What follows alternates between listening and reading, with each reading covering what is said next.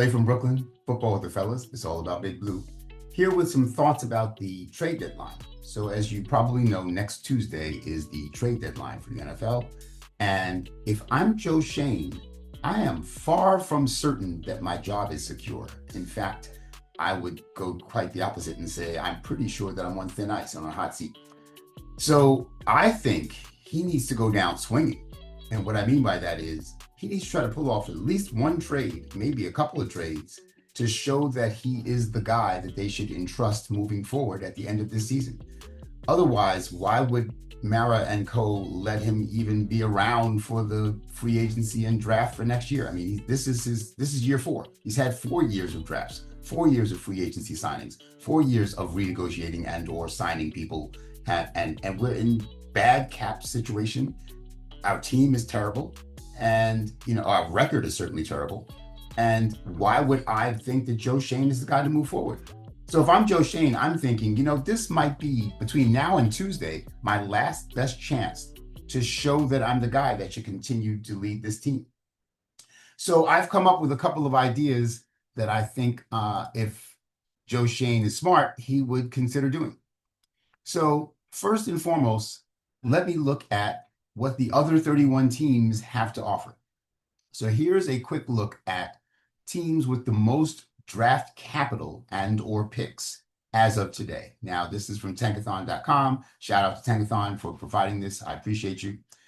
This also includes projected comp picks. Now, tankathon.com has been historically very good at predicting comp picks. So I'm using them as a source and as a reference because these are the teams that are most likely going to have at least this number of draft picks. Obviously, as the season progresses, the pick numbers, the orders of the picks are going to change drastically. But if the draft were today, here's where these picks would be.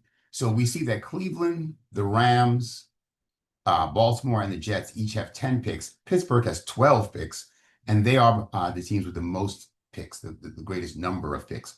But those numbers after the pick themselves, for example, for Cleveland, 4, 18, 38, 69, etc., that's where they would be picking if the draft were today. Again, as the season progresses and teams, move up and down in draft order, those numbers will change, but the number of picks and the rounds that they're in probably won't change, barring any other trades, of course.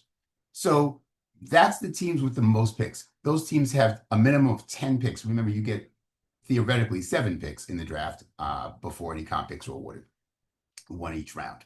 And obviously a lot of things have gone on that would make that number change, but these teams are stocked for the draft. The next group is these are teams that are well under the salary cap for next year. Yes, you can already see, and shout out to overthecap.com for this information. You can already see which teams are shaping up to have cap space next year and which ones are not. So the 5 highest cap spaces are the Chargers, the Titans, the Raiders, the Rams, and the Jets. The first number is how much cap space they technically have. For example, the Chargers technically have $111 million in cap space. The next number is the effective cap space. So that means if you include their draft picks, these guys, and you acknowledge the fact that almost no team has 51 players. In fact, no team has 51 players signed at this moment for 2026.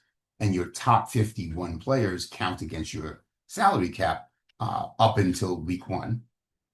Let me say that again. So the league allows you to get under the cap by March with your top 51 players. So the 51 highest paid players that you have signed count against your salary cap between March and the end of preseason.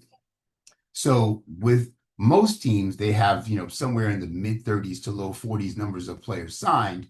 So they know they have to at least add a league minimum salary for however many it takes to get to 51. So if you had 45 players signed right now, then you've got to sign 6 more players at least the league minimum, period. Like that's not negotiable or avoidable. So effective cap space is saying, well, some of you guys have lots of players to sign. So it looks like you have cap space, but then when you sign all those players just to get up to 51, even if they're league minimum players, it's going to bring your cap space down.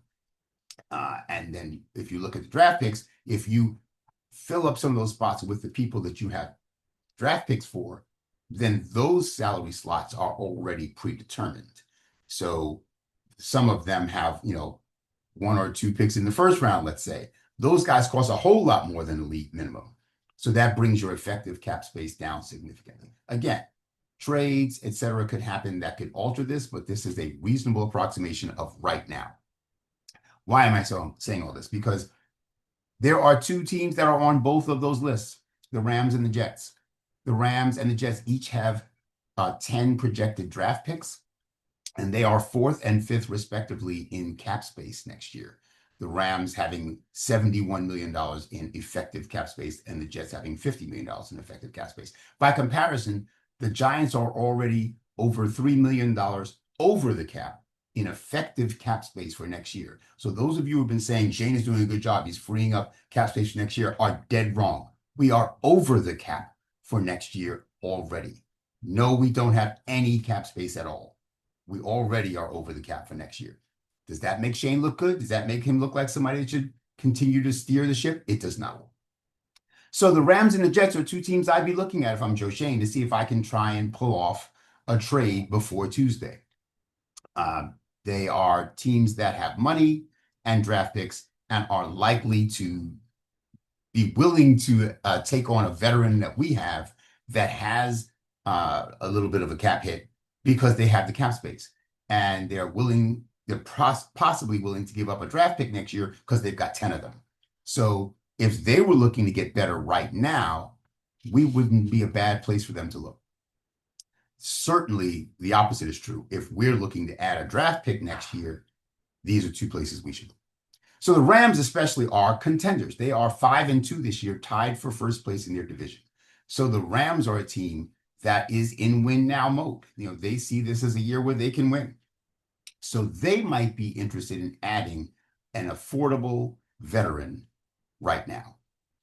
They don't have many holes. That team is very good. That's why they're 5-2. But their second-year kicker, Joshua Carty, is decent at best. He's already missed 2 extra points, and he's already missed 2 field goals under 40 yards, which nowadays is not a very long field goal at all, including, you might remember, the field goal against Philly that Jordan Davis blocked and picked up and ran in for a touchdown on the last play, which would have won the game for them. They were down 27-26. If he makes that field goal, they win the game, and it was blocked. Now, you might say, block field goals, maybe that's not on the kicker. Well, he had already missed a field goal earlier in the game.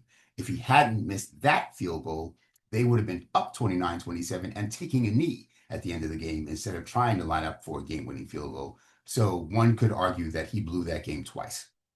And again, he's missed 2 extra points already. So I'm sure they are willing to hear a conversation for Graham Gano, who, though he's old and frequently injured, is still a very steady and reliable kicker, especially for extra points and relatively short field goals.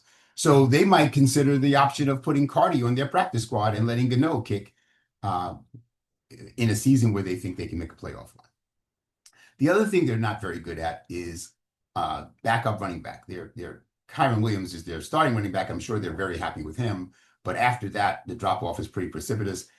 We have Devin Singletary, who is not only a solid veteran running back, but he is one of the best pass-protecting running backs in the league.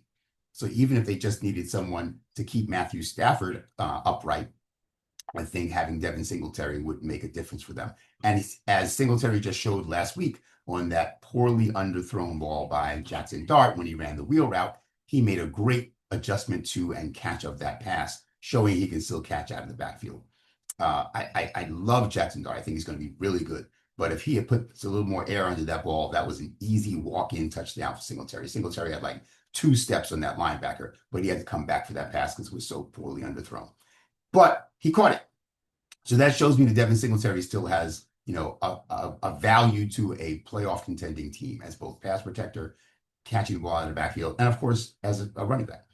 So I'm thinking that the Rams would be the team that the Giants should reach out to and see if they can make a trade with him.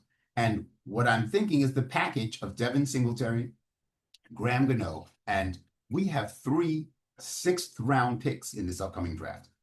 Let's offer one of those 6th-round picks. So Singletary, Gano, and a 6th-round pick for a 3rd-round pick. We don't have a 3rd-round pick. I would love to have a 3rd-round pick, even if it is, mid-20s for the Rams or whatever. But having a 3rd-round pick would be a great thing. And I think Singletary, Gano, and a 6th should be enough to get a 3rd-round pick. Honestly, I'd even settle for a 4th-round pick for that package if the Rams didn't want to give up a 3rd, which would give us 2 4ths, which we could theoretically use to trade up for a 3rd, or just have 2 4ths. But I do think we could probably get a 3rd out of them for Graham Gano, Devin Singletary, and a 6th-round pick.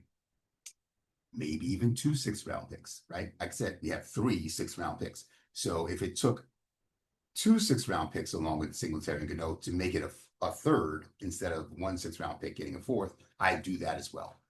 We need a little more draft capital. We need to also reduce our cap hit. Like I said, we're $3 million over the cap for next year already. But if we got rid of Singletary and Gano, that would help significantly. They are a combined, if I remember correctly, about $8 million against the cap next year. So that would put us under the cap, instead of over the cap for next year, just from that trade alone. So that's what I think, but I want to know what you think. So again, Clay from Brooklyn Football with the Fellas, all about Big Blue, here with some trade deadline proposals. What should Shane do? What do you think he should do? Drop us a comment, like, share, subscribe. Clay from Brooklyn Football with the Fellas, all about Big Blue, and I'm out.